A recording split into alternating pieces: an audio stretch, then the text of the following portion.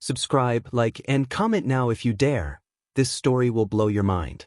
The metallic clang of the prison gates echoed down the dimly lit corridor, bouncing off the concrete walls with a hollow resonance that made the hairs on the back of anyone's neck stand on end. It was 2026, and the landscape of the American prison system had shifted in ways few outside these walls could imagine. Inmates no longer just traded cigarettes or ramen noodles for favors.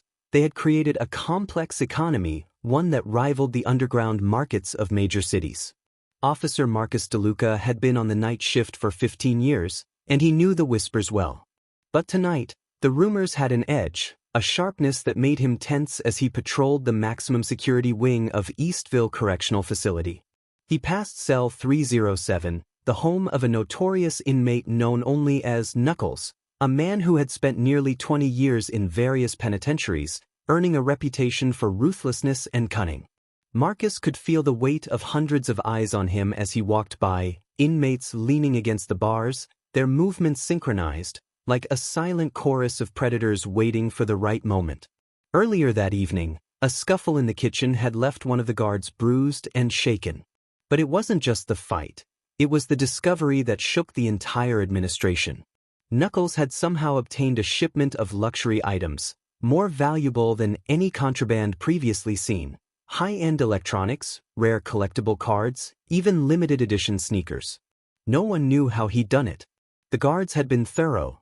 The scanners, the inspections, the sniffer dogs, everything had been bypassed. Detective Laura Bennett had been called in as a consultant on prison contraband operations. She walked the narrow hallway, notebook in hand, her expression grim. "These aren't just items," she muttered, almost to herself. "This is currency. This is power." Knuckles' operation wasn't confined to the underground prison market. Rumors suggested that some inmates had begun extending their reach beyond the walls, orchestrating trades and deals that connected to organized crime networks in major cities. What was shocking, however, was that these trades didn't just involve goods. Some inmates were trading influence, favors, and even information, blackmail material so potent that correctional officers and even certain high-profile visitors had become pawns without realizing it. In the rec room, a small group of inmates huddled around a crude ledger, passing it carefully from one hand to another. Numbers, symbols, and coded language sprawled across the pages. It was their economy in microcosm. DeLuca knew that one wrong move could cost a guard his life. The tension was palpable, as if the air itself had thickened into something almost solid. Meanwhile, in a hidden corner of the prison, Knuckles' lieutenant, a wiry man named Darnell Slick Richards, counted stacks of what looked like gift cards and vape cartridges, items now more valuable than gold in this microcosm. Each card, each item, represented influence, access, and survival. A single misstep in the marketplace could result in a brutal beating or worse, a permanent disappearance. Bennett crouched near the bars of cell 310, observing an exchange she hadn't seen before. A package passed discreetly from one inmate to another, handled with care, almost reverence. "That," she whispered, "is a high-value trade." Her mind raced with implications. If these goods were leaving the prison, it meant someone on the outside was complicit. Someone with enough resources to bypass security measures undetected. As the night deepened, the stakes escalated.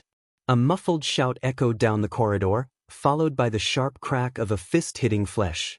A fight had broken out near the commissary.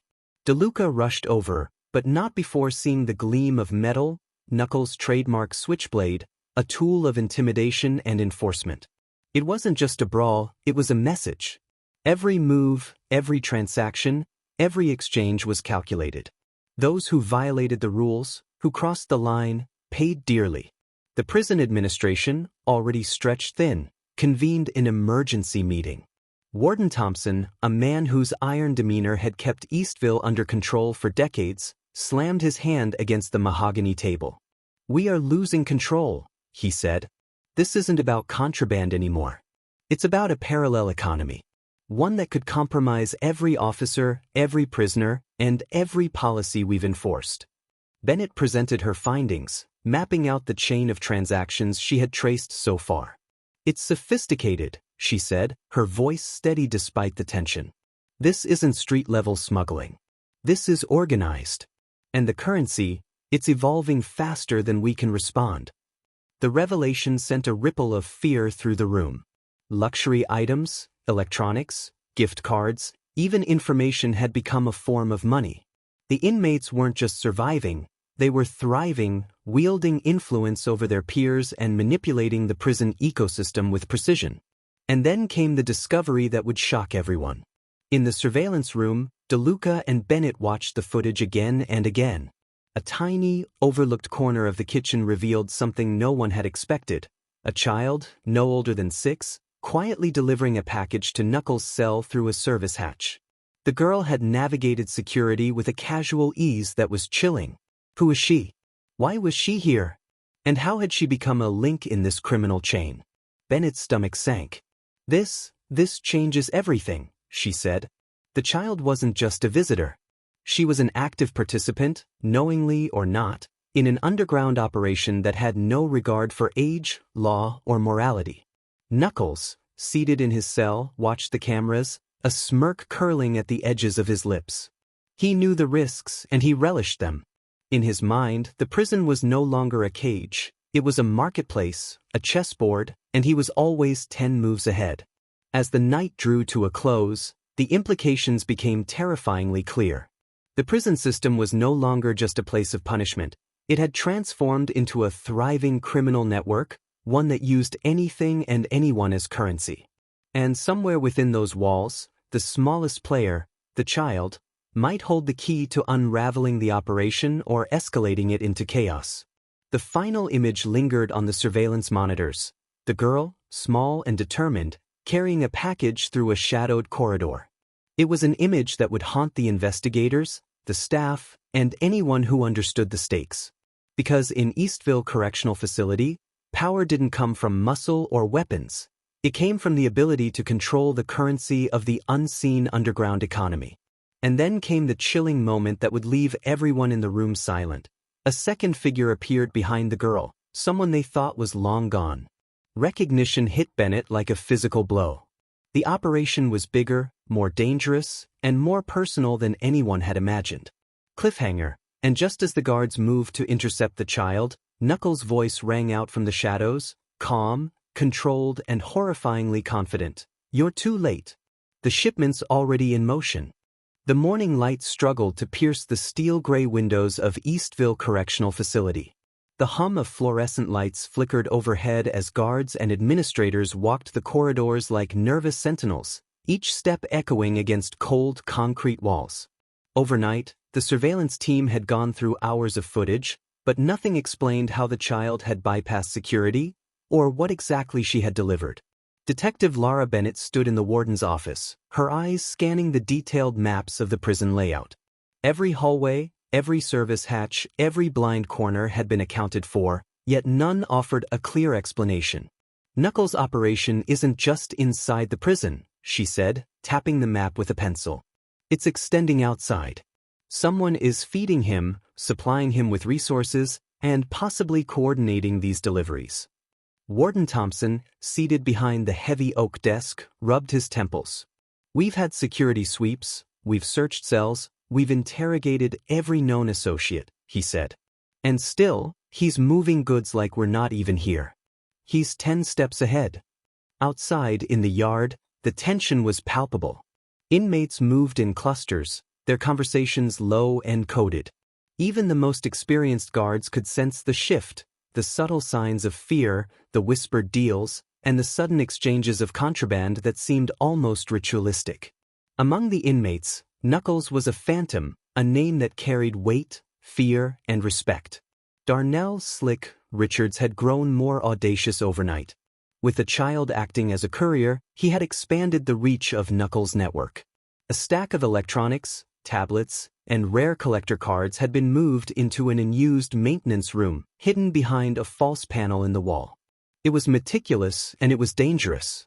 The ledger of trades and exchanges grew by the day, listing not only items but favors, protection, and critical information. Each entry marked a transaction that, in the outside world, would have been considered a high-value criminal act. Bennett and DeLuca navigated the corridors with caution, keeping their distance from the known hotspots.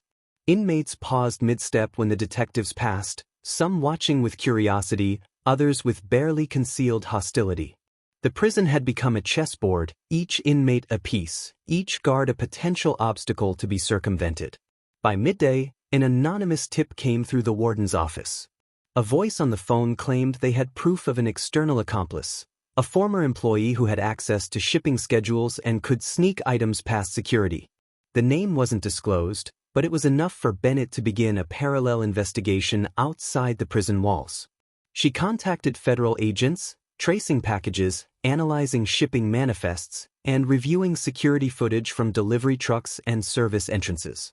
Meanwhile, inside, tensions escalated. A rumor spread like wildfire.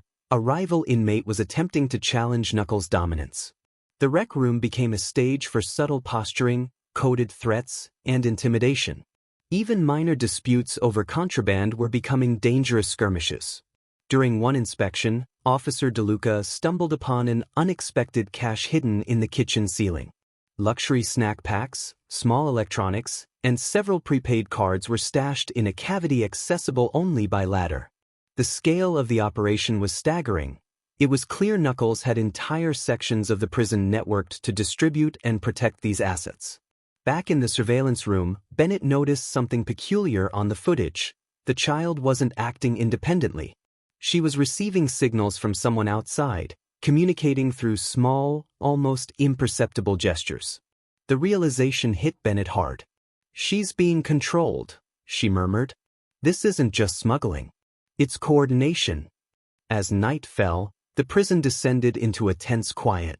The usual hum of activity was replaced by the low murmur of inmates strategizing, the creak of doors, and the occasional metallic clang that signaled a confrontation had occurred. Knuckles' lieutenant, Slick, oversaw the movement of items like a general commanding troops. His eyes scanned every hallway, noting the smallest disruptions, the slightest movements of officers or fellow inmates. Bennett and DeLuca approached the maintenance area, carefully prying open the hidden panel. Inside, they found more than just contraband.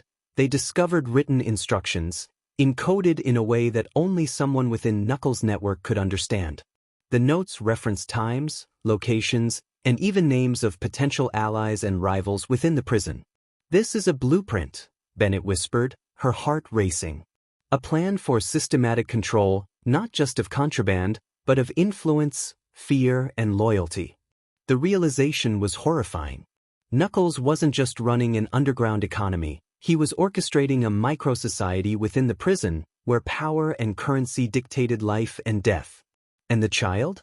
She was a messenger, a pawn, and perhaps a symbol of just how ruthless and organized this operation had become. Suddenly, the intercom crackled to life.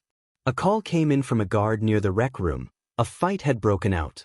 Two rival factions were clashing, and the sound of chairs hitting the floor and shouts echoing through the hallways confirmed the chaos. Bennett and DeLuca sprinted toward the source, adrenaline surging. When they arrived, the scene was a controlled storm of violence. Inmates grappled with each other, slamming against walls, while a small group circled Knuckles, who remained seated in his cell, smirking as if observing a game he had already won. The child was nowhere in sight. A sudden, sharp sound cut through the chaos. A package had been hurled across the room, landing at the feet of Bennett. She froze, recognizing the contents, a high-end tablet, encoded with a message meant for Knuckles' network. Someone inside was warning him, or perhaps daring the authorities to interfere. The implications were clear. The operation was expanding beyond their immediate reach. Knuckles' influence had permeated every level of the prison. Every transaction, every favor, every trade was a thread in a web that could strangle any attempt at law enforcement intervention. As the night deepened, Bennett and DeLuca regrouped, poring over the evidence. The coded instructions, the hidden caches, the coordinated courier system. It was a criminal enterprise on an unprecedented scale. And the most shocking revelation remained. Someone from the outside had been orchestrating much of this, ensuring that the internal economy not only survived but thrived under the very eyes of the authorities. Cliffhanger. And just as Bennett traced the origin of one shipment, her phone buzzed with an encrypted message, a live feed showing the child entering a previously sealed area of the prison, an area that hadn't existed on any official blueprint. Knuckles was planning something bigger, something the prison had never seen before. And this time, it wasn't just about currency, it was about control, fear, and a plan that could shake the entire correctional system to its core. The prison had become a labyrinth of shadows, the corridors whispering the movements of unseen inmates. Detective Laura Bennett moved cautiously, her hand hovering over the radio clipped to her shoulder, listening for any sign of a breach or ambush. The sealed area the child had entered the previous night wasn't on any official blueprint. It was an abandoned wing, long forgotten by the administration, repurposed by Knuckles and his network as the heart of their underground empire. The walls were thick with layers of grime, graffiti marking territories, and the faint, acrid smell of smoke lingering from old fires. Bennett followed the surveillance feed from her tablet, every step calculated. The child was there, carrying a small bag of items, her movements deliberate and almost ceremonial. Each item she placed inside a makeshift locker system seemed to signal a transaction or delivery. It was both chilling and mesmerizing, the precision of criminal organization executed by someone so young. Slick Richards appeared from the shadows, flanked by two inmates whose eyes darted with nervous energy. He held a small ledger, the pages crammed with codes, trades, and names. "Detective Bennett," he said, voice smooth and deliberate, "you don't understand the scale of this. Knuckles isn't just running a prison economy, he's building a state within a state.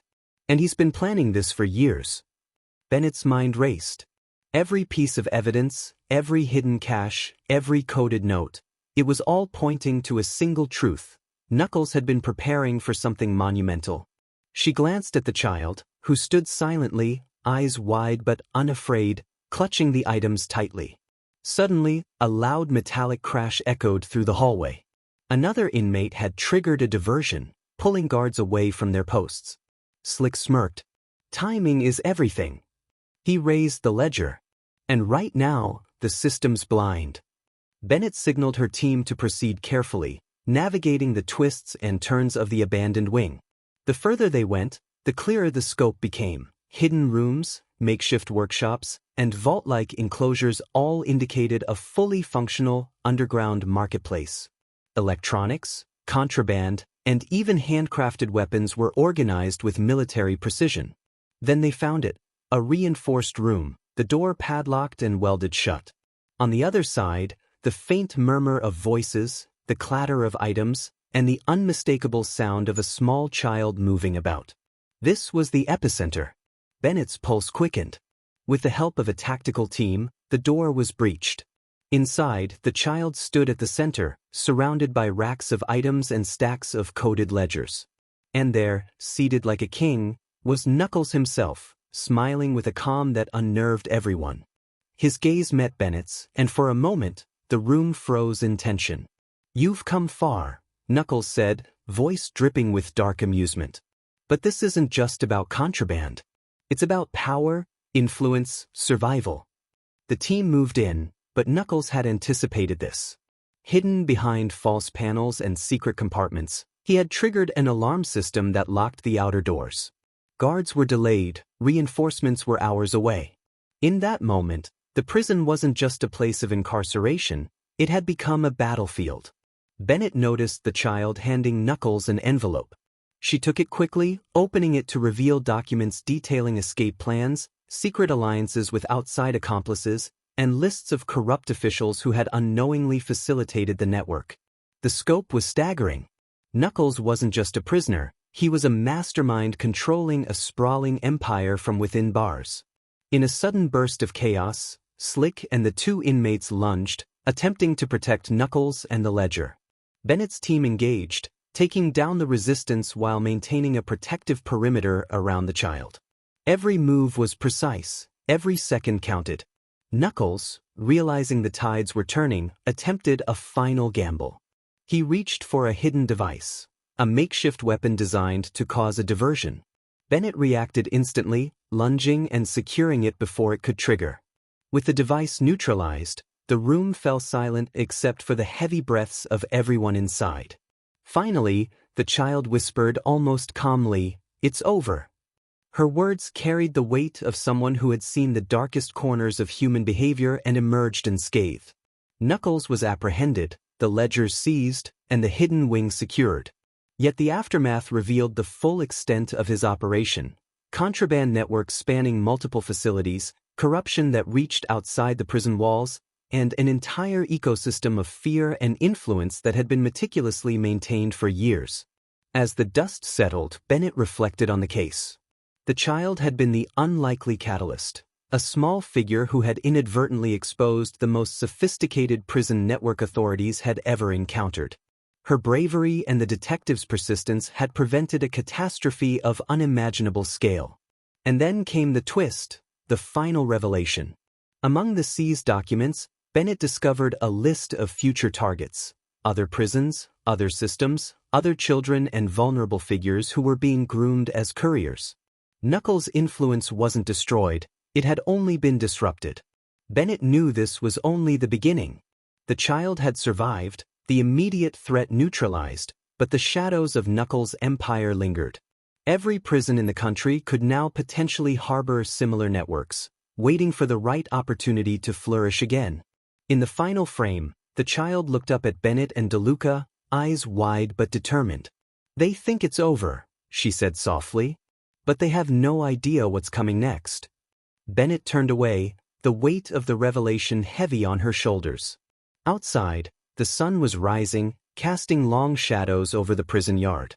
The battle had been won, but the war against manipulation, fear, and control inside the nation's correctional systems was far from over. Subscribe, like, and comment now if you dare. This story will blow your mind.